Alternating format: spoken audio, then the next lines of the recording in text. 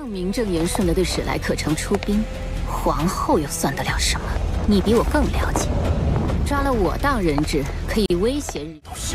有来无回。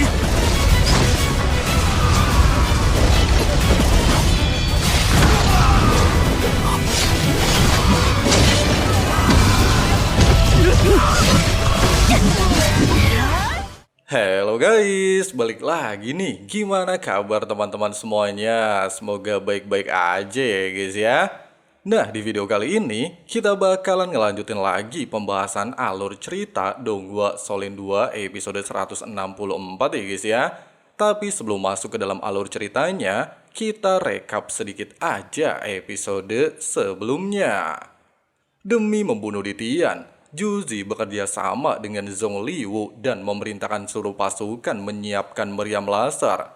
Sementara Yu Hao sengaja menarik Ditian untuk melakukan pertarungan di atas kamp pasukan militer Kerajaan Matahari Bulan. Sehingga benturan kekuatan yin yang mereka mampu menghancurkan pertahanan kamp dan menewaskan sekitar 50.000 prajurit. Meskipun Yu Hao terlihat mampu mengimbangi Ditian, namun dari segi kekuatan, dia masih berada jauh di bawah sang dewa binatang roh. Memanfaatkan kesempatan ketika Ditian lengah, pasukan Juzi, Zongliwu, dan para tua sekte roh suci lantas menyerang Ditian secara bersamaan menggunakan meriam laser, domain kematian, serta formasi kematian, sehingga membuat Ditian terluka parah akibat energi kematian. Menyadari Ditian hampir jatuh ke tangan musuh, Yu Hao diam-diam membantu melalui deteksi spiritualnya, sehingga Ditian mampu menghancurkan inti formasi dan melarikan diri ke hutan Stardo. Terus gimana sih keseruan dan kelanjutan alur ceritanya? Penasaran ya kan? Jadi langsung aja simetriskan posisi reban kalian. Inilah waktunya kita baku hantam.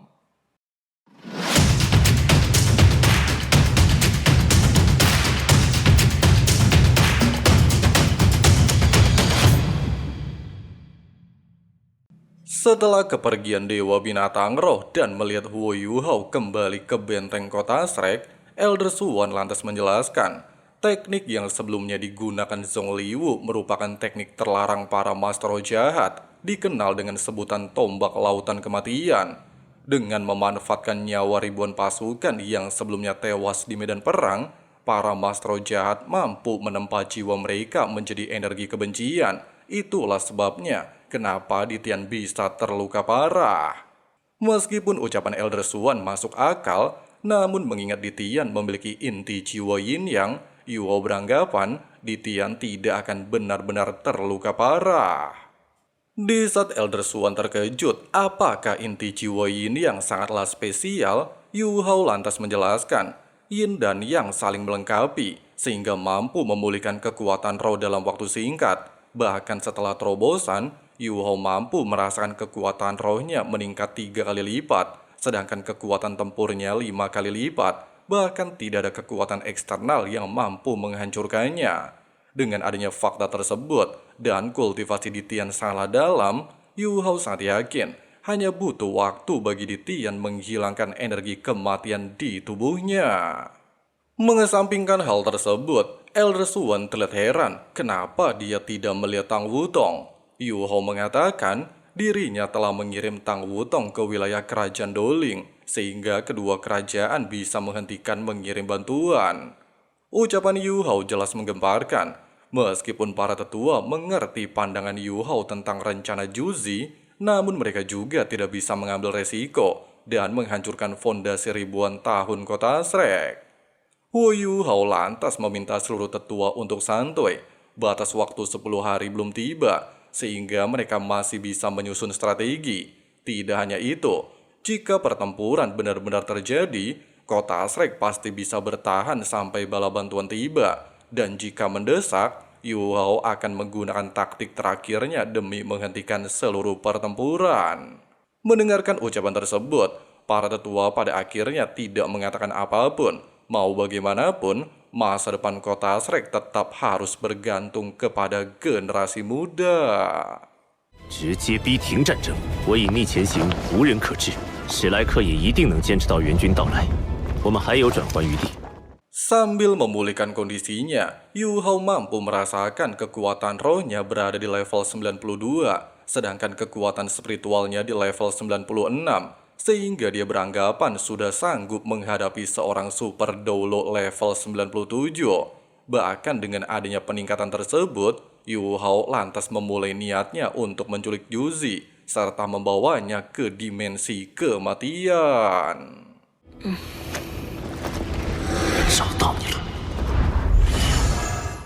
Di saat Juzi kebingungan berada di tempat apa, Yu Hao terlihat menunjukkan diri, sehingga membuat Juzi cukup terkejut dan tidak menyangka Yu Hao ternyata sudah sangat kuat.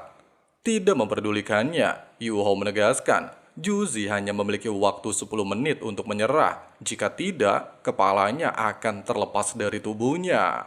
Bukannya takut, Juzi justru menegaskan, selama ada dirinya, kota Shrek tidak akan mengalami bahaya apapun. Namun jika dirinya mati, seluruh pasukan kerajaan Matahari Bulan pasti akan langsung meluncurkan serangan dahsyat ke kota Shrek.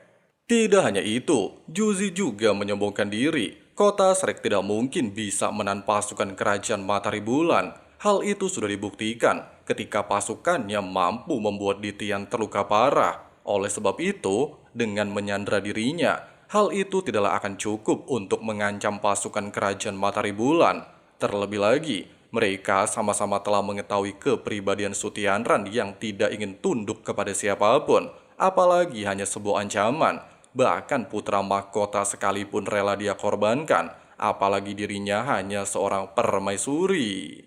Tidak sampai di sini, saat ini Sekte Roh Suci juga mengawasi kota Shrek. Hanya dengan ada dirinya menekan pasukan, maka kota Shrek akan aman. Tapi jika dirinya tidak ada, Zongliwu pasti akan mengambil alih pimpinan dan menyerang kota Shrek. Bahkan dengan metode yang sangat kejam dengan memanfaatkan jiwa, perang yang akan dibawa Zongliwu pasti akan lebih mengerikan. Jika saat-saat seperti itu benar-benar terjadi, maka siapa yang bisa menghentikan Sekte Roh Suci? 更名正言顺的对史莱克城出兵，皇后又算得了什么？你比我更了解。抓了我当人质，可以威胁日。 Meskipun semua perkataan Juzi masuk akal, namun Yu Hao justru mengetahui ambisi Juzi selama ini ingin menghabisi Su Tianran. Ucapan tersebut langsung membuat Juzi teringat dengan kekejaman Su Tianran, termasuk kelangsungan hidup putranya alias Su Yunhan. Dengan adanya fakta tersebut, Yu Hao menegaskan bersedia membantu Juzi, namun dengan syarat Juzi harus menarik semua pasukannya dari garis depan. Di saat Juzi mengatakan keputusan menarik pasukan tidak hanya bergantung kepada dirinya, Yu Hao justru mengatakan bagaimana jika dirinya berhasil menghabisi Su Tianran.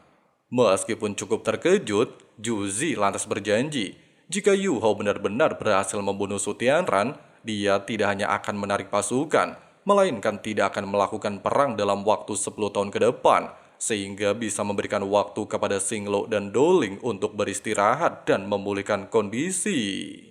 Di saat Yu Hao belum puas, serta meminta Juzi mengembalikan kerajaan Tianhun dan memusnahkan Sekte Roh Suci, Juzi lantas menegaskan, yang kuat selalu memangsa yang lemah, sedangkan benua Doulo membutuhkan orang kuat untuk memerintah. Bahkan di masa depan, dunia akan sepenuhnya dikuasai oleh Alatroh. Dengan kata lain, Yu Hao tidak akan bisa menghentikannya, pasalnya kekuatan yang akan menentukan segalanya.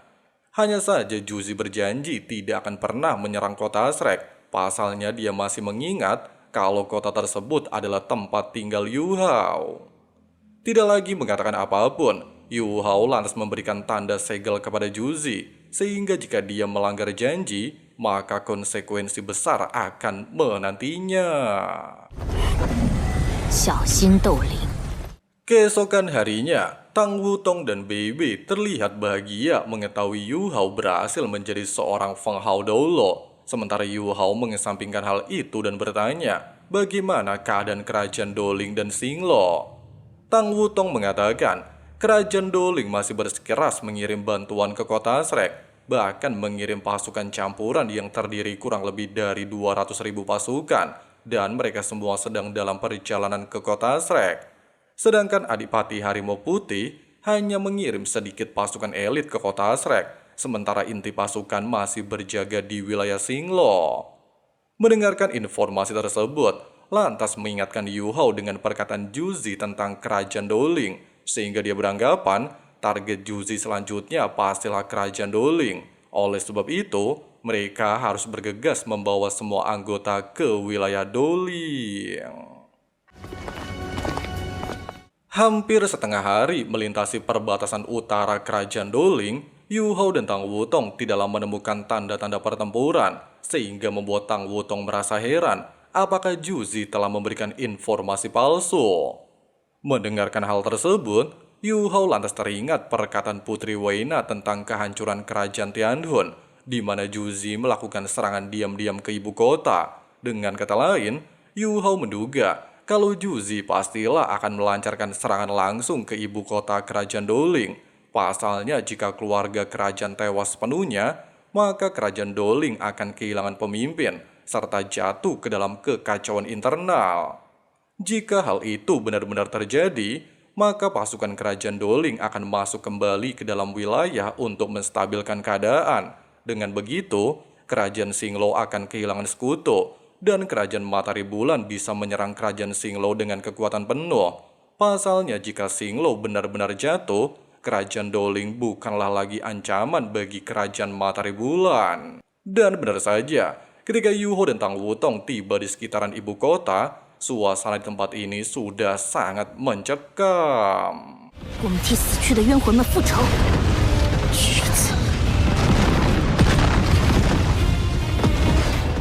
Melihat ada sekitar 50.000 pasukan di ibu kota yang masih melakukan serangan, Yu Hao lantas bergegas menuju lokasi tersebut, serta membawa seluruh anggota untuk menghabisi seluruh pasukan.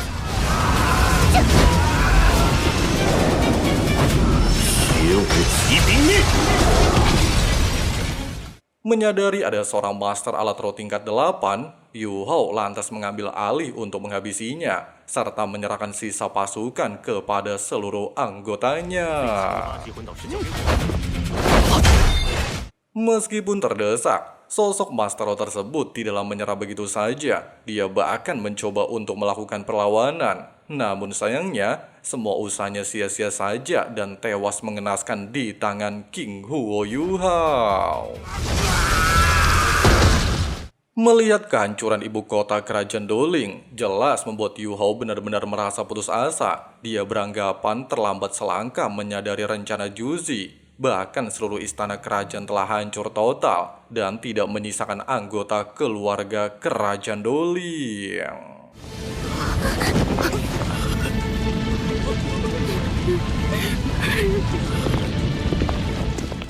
Tidak sampai di sini, dengan menggunakan mata spiritualnya, Yu Hao mampu menebak pasukan penyerang berasal dari dua pasukan elit kerajaan Matahari Bulan, alias pasukan Cakar Jahat dan Naga, sehingga tidak heran ibu kota bisa porak-poranda dalam waktu singkat.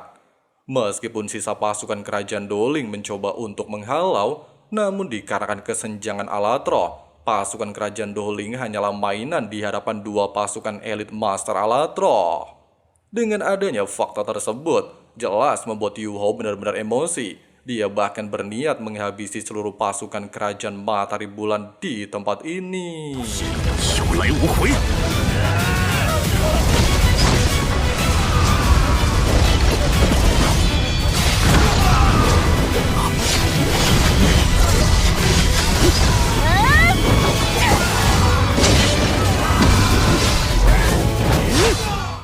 Kerjasama seluruh anggota Sekte Tang yang dipimpin langsung Huo Yu Hao dan Tang Wutong jelas menjadi tombak utama menghancurkan seluruh pasukan kerajaan Matahari Bulan. Bahkan mereka benar-benar tidak menunjukkan belas kasihan, hanya menghabisi dan membantai pasukan musuh.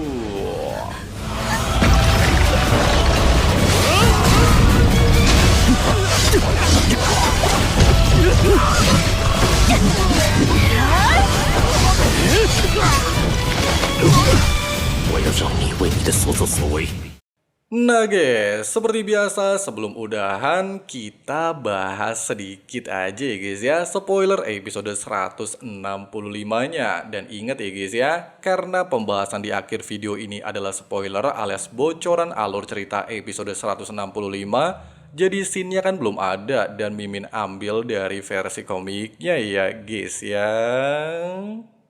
Setelah berhasil menguasai area penyebaran alat raw kerajaan Ryu di ibu kota kerajaan Doling, Huo Yuhao lantas membawa Tang Wutong menuju pusat Doling, serta berniat menghabisi sebanyak mungkin pasukan Ryu di tempat ini. Setelah melepaskan deteksi spiritual dan menemukan semua titik pasukan musuh berada, Huo Yuhao terlihat mengikuti 10 pasukan mata iblis jahat. Meskipun dikatakan anggota Legiun Mata Iblis Jahat menjadi yang tercepat di antara 4 legiun terbaik kerajaan Ryu, tapi pada dasarnya Yu Hao sangat membenci mereka. Pasalnya, jika bukan karena kepungan pasukan Mata Iblis Jahat di kota Sunrise, tidak mungkin bagi Wang Qiu'er harus mengorbankan hidupnya. Dipenuhi dengan kebencian sangat dalam, Yu Hao tidaklah menunggu lama. Di saat dia melambaikan tangan dan melepaskan tulang roh cakar beruang emas, sebuah sabitan raksasa langsung terbentuk dan tertuju ke arah kelompok musuh. Meskipun 10 orang tersebut segera bereaksi dan melepaskan alat roh penghalang, tapi sayangnya hal tersebut sedikit terlambat. Mereka seketika tewas mengenaskan di bawah serangan mematikan tersebut. Bahkan dikarenakan asap di kota ini sangat tebal karena kebakaran di setiap sudut kota, hal itu menjadi persembunyian terbaik bagi Yu Hao dan Tang Wutong untuk terus melancarkan serangan secara diam-diam. Dengan adanya kemampuan deteksi spiritual, Huo Yu Hao memilih dengan sangat hati-hati ketika menargetkan pasukan. Dia tidak berencana menyerang musuh dengan kultivasi di atas 7 cincin roh, sehingga bisa dengan cepat menyapu area tanpa konflik. Bahkan tanpa Tang Wutong harus turun tangan sekalipun selama melakukan aksi ini, Huo Yu Hao telah berhasil membunuh 200 pasukan dalam waktu singkat. Tidak butuh waktu lama, para pemimpin pasukan Ryu menyadari ada hal janggal. Pasalnya mereka tidak mampu menghubungi banyak bawahan dengan alat roh komunikasi, sehingga mereka segera memerintahkan seluruh pasukan yang tersisa untuk berkumpul di udara keluar dari gumpalan asap. Pada saat ini, kota Doling hampir sepenuhnya hancur. Pasukan pertahanan kota masih membabi buta membela diri terhadap serangan dari pasukan musuh. Kota ini penuh dengan tangisan dan kekacauan yang menyakitkan. Namun setelah para pemimpin pasukan kerajaan Ryu merasakan hal janggal, serangan langsung berhenti. Seluruh anggota mulai berkumpul satu demi satu di udara. Di saat Tang Wutong mengatakan kalau para pemimpin pasukan musuh telah menyadari kejanggalan, Yu Hao hanya tersenyum. Dia tidaklah memperdulikan tindakannya diketahui ataupun tidak. Tujuannya hanyalah melakukan yang terbaik untuk membalaskan kehancuran ibu kota Doling. Kemudian dia menarik Tang Wutong melesat ke udara dan menggunakan kemampuan imitasi untuk menyembunyikan keberadaan. Pada saat ini, Huo Yu Hao mampu melihat ada 6 insinyur jiwa melayang paling tinggi di udara. 2 di antara mereka merupakan pemimpin 2 pasukan. Sedangkan 4 sisanya merupakan wakil komandan, di mana menurut informasi, setiap pasukan elit kerajaan Ryu memiliki 1 komandan dan 2 wakil komandan. Komandannya sendiri merupakan insinyur jiwa level 9, sedangkan wakilnya merupakan insinyur jiwa level 8, sehingga bisa disimpulkan ada 2 orang insinyur jiwa level 9 dan 4 orang level 8. Tidak berselang lama, ketika Huo Yu Hao mengamati dengan tenang dan menunggu tanpa melakukan apapun, ada lebih banyak pasukan yang tersisa mulai berkumpul di sekitar para petinggi pasukan, membuat ekspresi ke-6 komandan menjadi jauh lebih suram. Pasalnya sangat sedikit pasukan mereka yang tersisa, serta seolah-olah menghilang tanpa jejak.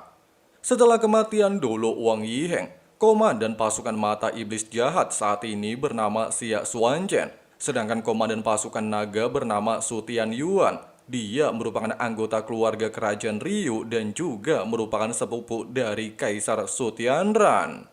Di saat Su Tianyuan berniat membawa pasukan yang tersisa untuk mundur ke area penyebaran alat roh dan meninggalkan kota Doling, Xia Xuanzhen sempat ragu. Namun Su Tianyuan segera menegaskan Kalau mereka tidak mengetahui keberadaan musuh, mereka juga saat ini berada di wilayah musuh, sehingga sangat sulit untuk membela diri. Terlebih lagi, jika pasukan elit Dowling kembali dari kota Shrek, mereka tidak mungkin memiliki kesempatan melarikan diri. Baru saja Su Tianyuan mengatakan hal tersebut, dia dan Xuan Chen tiba-tiba mendapatkan firasat buruk. Sesaat kemudian ratusan palu keemasan yang merupakan teknik fusi roh badai spiritual dari Yu Hao dan Tang Wutong menuju ke arah mereka dari segala arah. Sebagai komandan dari pasukan elit, keduanya jelas tidaklah lemah. Mereka langsung mengaktifkan robot berbentuk manusia untuk melindungi tubuh. Meskipun masih terkena serangan badai spiritual, namun kedua komandan berhasil menggunakan alat roh pendorong untuk meninggalkan lokasi serangan dan membawa beberapa pasukan yang tersisa. Sosok Wo Yuho dan Tang Wutong juga pada akhirnya muncul di udara. Meskipun mereka berhasil kembali menghabisi puluhan pasukan dengan teknik badai spiritual, tapi mereka masih tidak berharap individu kuat dari kerajaan Ryu mampu bereaksi dengan sangat cepat, bahkan menggunakan metode terbaik untuk menghindari serangan. Di saat keempat wakil komandan masih terpukau dengan serangan mendadak sebelumnya, Su Tianyuan dan Xia Xuanchen justru merasa geram. Pasalnya mereka harus mengorbankan dua manusia robot tingkat 9 hanya untuk bertahan. Pada titik ini, melihat sebuah palu keemasan di tangan Xuan Chen, Yu Hao menyadari sebuah fakta, di mana palu tersebut bukanlah alat roh, melainkan roh pelindung. Dengan kata lain, Xuan Chen bukan hanya seorang insinyur jiwa level 9, dia juga merupakan seorang Feng Hao Dolo. Oleh sebab itu, tidak ingin membuang kesempatan ketika dua legion elit kerajaan Ryu sedang berantakan gak karuan, Hu Yu Hao segera menarik Tang Wutong dan menerkam ke arah Xia Xuanchen. Semakin kuat lawan mereka, semakin cepat Yu Hao harus menghancurkan mereka. Pasalnya hanya dengan menghabisi kedua komandan, maka mereka berdua bisa sepenuhnya menghancurkan dua legion elit kerajaan Ryu di tempat ini. Menyadari dirinya menjadi target, Xuan Chen langsung melepaskan barrier penghalang level 9, serta langsung memblokir serangan tarian naga dan serangan telapak tangan salju dari Yu Hao dan Tang Wutong. Meskipun serangan kedua musuhnya terlihat sangat sederhana, tapi Xuan Chen mampu merasakan kekuatan mengerikan dari serangan kedua musuhnya. Dia benar-benar merasakan hidupnya dalam bahaya besar. Dengan adanya fakta tersebut, Xuan Chen tidaklah ragu-ragu lagi. Dia lantas melepaskan cincin berbentuk kristal dan melapisi seluruh tubuhnya bagaikan sebuah berlian. Bahkan ketika ledakan bergema, tubuh Tang Wutong dan Huo Yu Hao langsung terlempar mundur beberapa meter. Mata Su Tianyuan langsung diselimuti keserakahan saat melihat cincin kristal yang sebelumnya digunakan Xuan Chen. Harta tersebut sangat berharga dan disebut sebagai cincin penghubung pertahanan. Hal yang sama juga terjadi di pihak Yu Hao. Mereka juga terkejut melihat adanya alat roh semacam itu. Pasalnya dengan inti jiwa tipe Yin Yang, serta kekuatan atribut es tanpa batas. Seharusnya serangan telapak tangan salju mampu membunuh seorang Feng Hao Dolo. Tetapi hal itu justru mampu diblokir dengan mudah. Nah, menyadari komandan dua legion pasukan elit kerajaan Ryu sulit untuk ditangani, Hu Yu Hao lantas ingin menggunakan strategi lain demi menghabisi dua legion tersebut sebelum meninggalkan wilayah kerajaan Dowling. Namun dia sadar tidak bisa melakukannya saat ini, sehingga Yu Hao dengan cepat menggunakan portal spektral alias portal kematian dan menghilang dari hadapan pasukan musuh. Sementara itu, Xia Xuanchen pada akhirnya menarik kembali seluruh alat roh pertahanan di tubuhnya dan melayang di samping Su Tianyuan. Dia benar-benar merasa tertekan mengetahui ada musuh kuat di tempat ini, bahkan memiliki kemampuan menyembunyikan diri.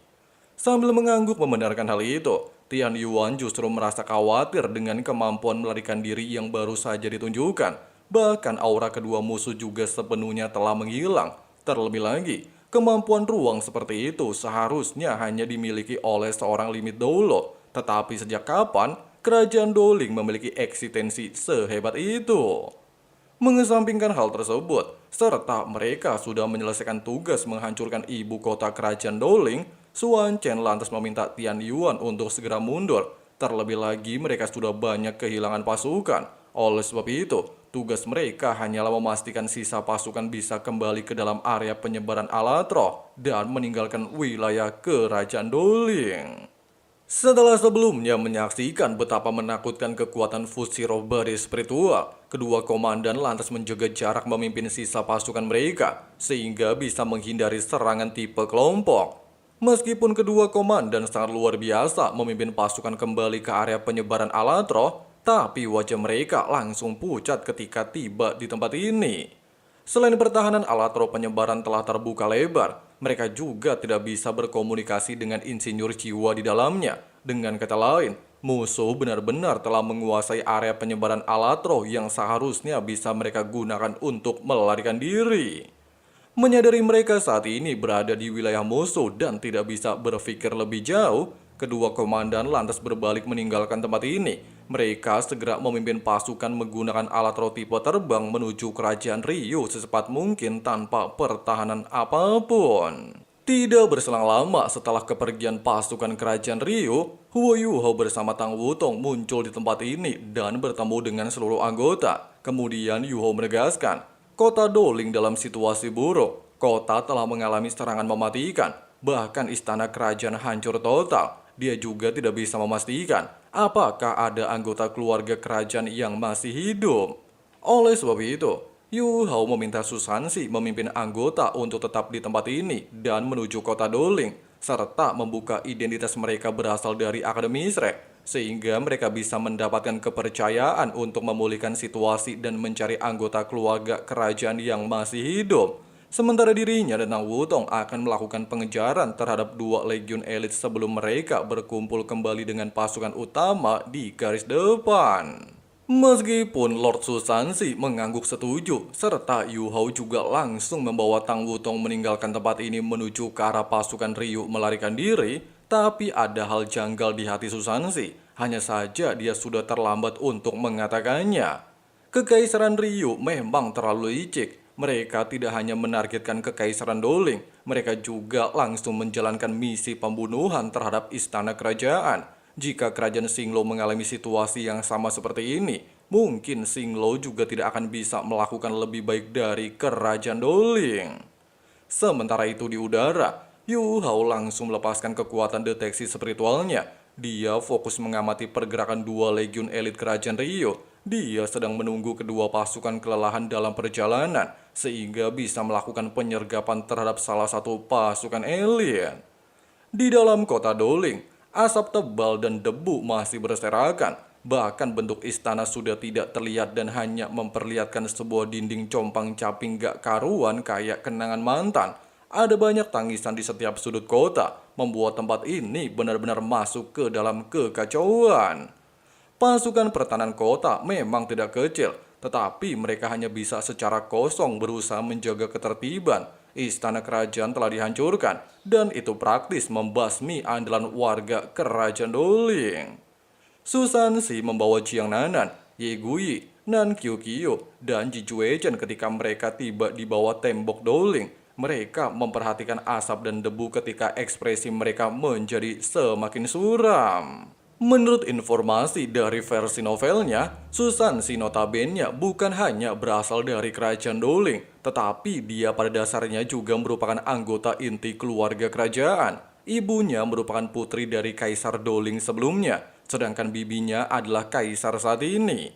Saat masih muda, Susansi pernah mengikuti ibunya ke istana kerajaan. Dia juga pernah bertemu dengan bibinya. Namun sayangnya sampai saat ini mereka sangat jarang berinteraksi.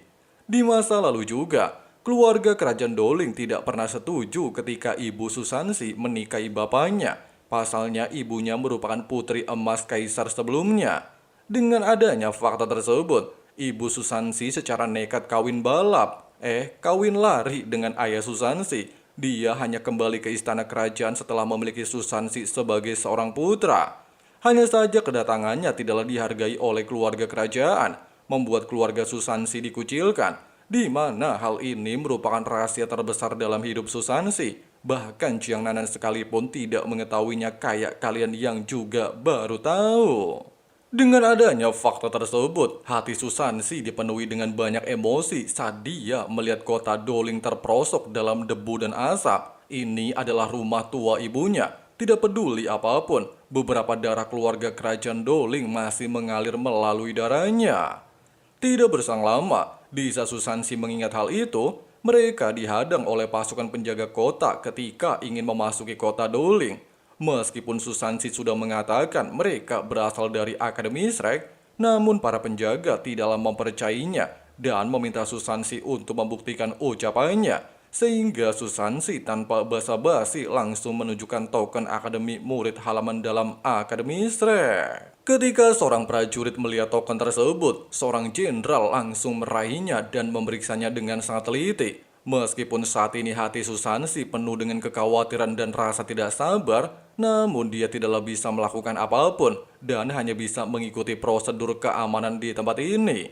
Sementara itu, ketika sang jenderal memastikan token di tangannya asli berasal dari halaman dalam Akademi Shrek, dia langsung menunjukkan tatapan hormat. Meskipun kelompok Susansi hanya berusia 20 tahunan, tapi siapapun dari Akademi Shrek tidaklah bisa dipandang hanya berdasarkan dengan usia. Dia sadar orang-orang yang datang pastilah memiliki kekuatan tidak biasa. Singkatnya, di saat Susansi bertanya bagaimana situasi di dalam kota, sang jenderal mengatakan tidak terlalu yakin dengan situasi saat ini. Pasalnya serangan dan kemunculan musuh datang terlalu tiba-tiba tanpa peringatan apapun, bahkan langsung menyerang istana kerajaan dan menghancurkan banyak posisi penting. Selain mengalami kerugian besar, istana kerajaan juga telah berhasil dihancurkan. Wajah jenderal diliputi kesedihan ketika dia mengatakan hal itu. Meskipun dia tidak tahu persis apa yang dilakukan istana kerajaan, dia bisa melihat situasi yang mengerikan dengan menatap ke arah istana dari benteng. Dia juga melihat dengan mata kepalanya sendiri ketika alat rotasioner level 9 menghantam istana.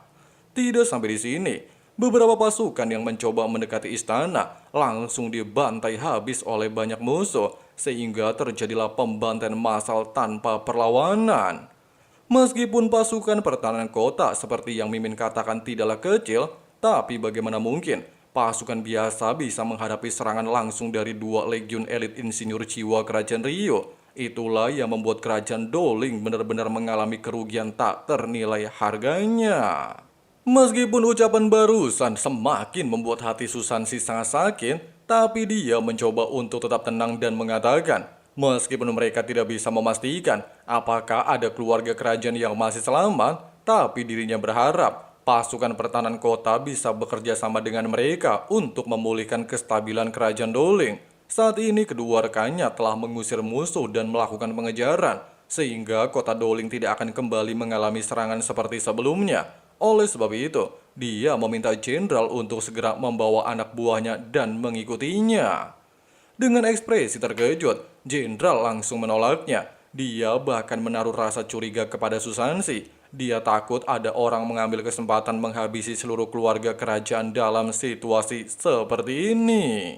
Seolah-olah mengerti dengan hal tersebut, Susansi tidaklah banyak basa-basi. Dia lantas menunjukkan sebuah liontin di lehernya, berbentuk seperti sebuah permata dengan 6 simbol di dalamnya. Masing-masing simbol digabungkan dan membentuk kata Doling.